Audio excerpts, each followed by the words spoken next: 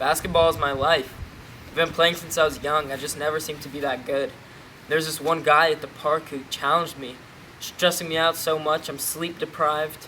It's crazy. It's stressing my whole life out. What's up? My name's Kyle. I'm the best hooper around, I always destroy whoever I play. This kid Jason's been challenging me on the reg. I've just been destroying him. 1v1 me tomorrow. You're trash. I'll beat you any day. Fine. Wow, that was really stressful. I love the opinion of 3 different psychologists, so I think I'm going to go visit an evolutionary, cognitive, and biological psychologist to see what they think of my situation and see what tips they could give me to help. Hello, doctor. Dr. Smith, nice to meet you. It's a pleasure. I've came in because I have a few issues on my head. Recently, I've been challenged in a 1-versus-1 basketball game, and my opponent is a lot better than me. Okay, certainly. Well, I'm assuming you're very stressed out about that. Yes. And I think it's important for you to understand stress from the evolutionary perspective as I view it. So from the evolutionary perspective, stress stems back to the fight or flight response, which is basically when there's a predator or an enemy of somebody, they experience a rush of adrenaline. So since you feel opposed by your opponent in the 1v1 challenge, you're experiencing a lot of stress. So it's very important to change your mindset towards it so you don't experience these difficulties. Also, you should be aware of nature versus nurture, because for some people, their nature, they can put out a lot more adrenaline, causing a much stronger fight or flight response. But also your nurture, you could view role models that experience a lot more rage or aggression as being positive, which could cause you to experience a lot more stress and adrenaline in the face of opposition. Very much, doctor. Yeah, no problem, anytime. Make sure you see some other psychologists, though, to get their viewpoint, such as a cognitive psychologist, perhaps. Of course. Great seeing you later. Hello. I'm Dr. Johnson. Nice to meet you. It's a pleasure to meet you. I'm a cognitive psychologist. What seems to be your issue? So, I was at the park the other day playing basketball, shooting some hoops, and a man, really talented basketball player, came up to me and told me that I'm really bad and I'm trash and he wants to 1v1 me, but I know I can't beat him, and it's really stressing me out. Certainly. Well, as a cognitive psychologist, we mainly focus on your mindset towards issues, and this can really affect stress. I noticed you already said you don't think you can beat him, and that is not a good way to look at it, because that can lead to a self-fulfilling prophecy, as your mindset can affect your actions on the court. Additionally, it's important for you to enact coping mechanisms such as taking 10 deep breaths or counting to a certain number when you're stressed out to help deal with stress, because it'll take your mind off the issue and help you realize that you can deal with these problems. Because it's important to have problem-focused coping in order to just change your view of the situation to help you deal with it and have better results. Hello, doctor. Hi, Dr. Andrew. So I've been having a lot of stress-related issues recently because one day at this basketball court at the park, a man challenged me to a 1v1, and he's really good. And so I've been trying to use some coping methods that the cognitive psychologist gave me, such as counting to 10, breathing in deeply, slowly, Those have been seeming to work, but I still have sleep deprived, I'm still sleep deprived. What can you tell me? Well, certainly. As a biological psychologist, I can certainly understand why you're being sleep deprived, because high levels of stress can cause for deficiencies in the brain due to high adrenaline rushes and can cause you to have trouble sleeping, can lead to being anxious, even panic attacks. And this can really make you at risk for illness as well, which is a major issue because since you're sleep deprived, it can make you far more deficient in certain areas and can affect your immune system, not only your mindset when you go to play him. Thank you so much, doctor. Thank you for coming. I hope all you've learned from us psychologists will help you deal with stress and do better in your match. Thank you. I'll let you know how it goes. Thanks. Let's do this.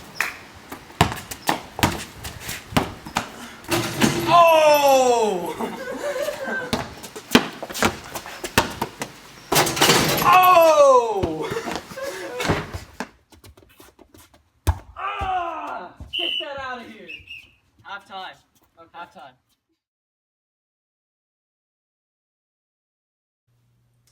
Jason, what's going on, man? I don't know. I don't know why I'm playing so poorly. It just doesn't add up. I'm so stressed out. You just gotta find some motivation. I went through a similar situation during one of my games. When my teammates noticed me struggling against one of my opponents, they said I needed to change my mindset and go back into the game with a new perspective. One teammate mentioned the evolutionary theory and said the reason I was playing so poorly was because I let my instincts get the best of me. Since it was difficult for me to match up with my opponent, my instinctive behavior was to just stop trying and let him keep scoring.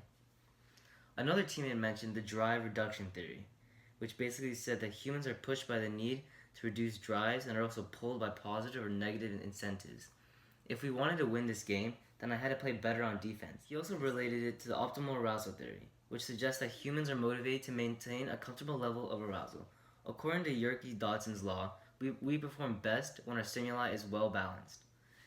The last advice I got was from my coach when he was about to put me back in the game. He said that I needed to believe in myself. In Abraham Maslow's pyramid of human needs, he said that at the level of self-actualization, people seek to realize their own potential. After, my coach gave me an intrinsic motivational speech and said to go back out there and play harder for the sake of my team and myself. But then he gave me a dose of extrinsic motivation and said if I didn't play harder, he would send me right back on the bench. Jason, what I want you to learn from this is that you gotta believe in yourself and never give up. Remember when the Cavs were trailing 3-1 in the playoffs and came back to win in Game 7 to win the NBA championship? Just go out there and play harder, so you don't... Thanks, Coach. Thanks for all the help. Good luck out there. Thanks. I got this for you.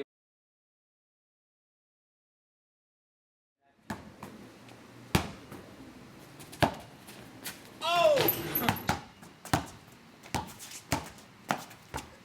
Kablamo! Hey, great man. game, bro. Good game. I'm very impressed. Thanks. I used the social facilitation from my coach. He really supported me all the way through and guided me. Wow, that's really good to hear. I think I'm really starting to like you because of the mere exposure effect, since we've been playing so much basketball together. And we're so similar because we both love the game so much. I think our issues really came from mere image perceptions. We must have hated each other for the same reason about basketball and being enemies. Obviously. And it was really good to see that you didn't draw illusory correlations due to past blocks and me beating you in the past, and you just stayed strong and know that you could win. Well, it was a pleasure. See you later, alligator. Awesome, man. Catch you on the flip side. Good playing, chum. I was Thanks. really impressed with your performance. You know, based on what I saw, I feel like you must have been practicing a lot of self-control, because even when you were facing difficulties, you kept in mind that you had it, it was a challenge you could overcome, and you just kept your mindset good through self-control and came back and won. Yeah, well, obviously, I use some internal locus of control. So I basically control my own fate. I realized that it's all up to me. If I want to beat you, I have to work hard, be dedicated, you know? Jason, I gotta say, I was just really impressed with how, when we were playing basketball, and even when I was winning by a lot, you really avoided experiencing learned helplessness, and just really kept your mindset positive and didn't think for a second that you'd lose and that the situation was uncontrollable. Yeah, well, there's 3 general adaptation syndromes.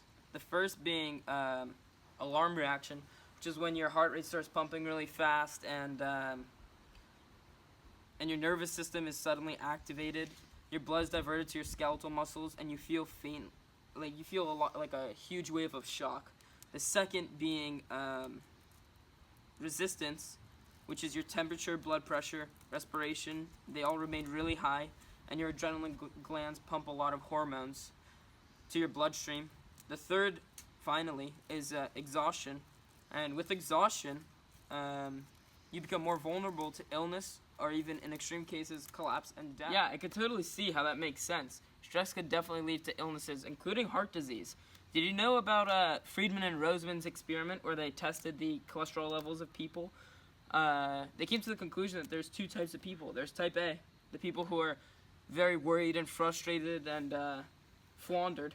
And then there's type B, people who are very relaxed, calm, cool, and collective, you know? And people who are type A are more susceptible to heart disease and high cholesterol levels because they're so stressed out, and that's why there's several connections between heart disease and Certainly, yeah, I see how that could be the case because it's well known that stress can increase circulatory actions, which can lead to cholesterol buildup and high blood pressure. But additionally, it really ties into nature versus nurture because a person's nature, they could be more susceptible to be stressful, release more adrenaline, and have more stressful responses. But also nurture, it can cause it because you can live in a more stressful environment, have a more stressful job, even experience far more stressful stimuli. yeah. So in conclusion, obviously I started out being the worst player. Kyle was scoring a bunch of more baskets on me, and it was really stressing me out. And after I talked to the 3 different psychologists, the cognitive, evolutionary, and biological psychologists, they really explained to me and showed me the different methods I could use to reduce the stressors in my life, and that really helped me come back. Because as you could tell in the first half of the game, I was not really motivated until halftime when my coach gave me that speech. Really motivated me and helped me come back and win in the end. And Well, yeah, I certainly agree. You know, as our audience, we mainly want you to take away. It's important to be aware of coping methods to deal with stress.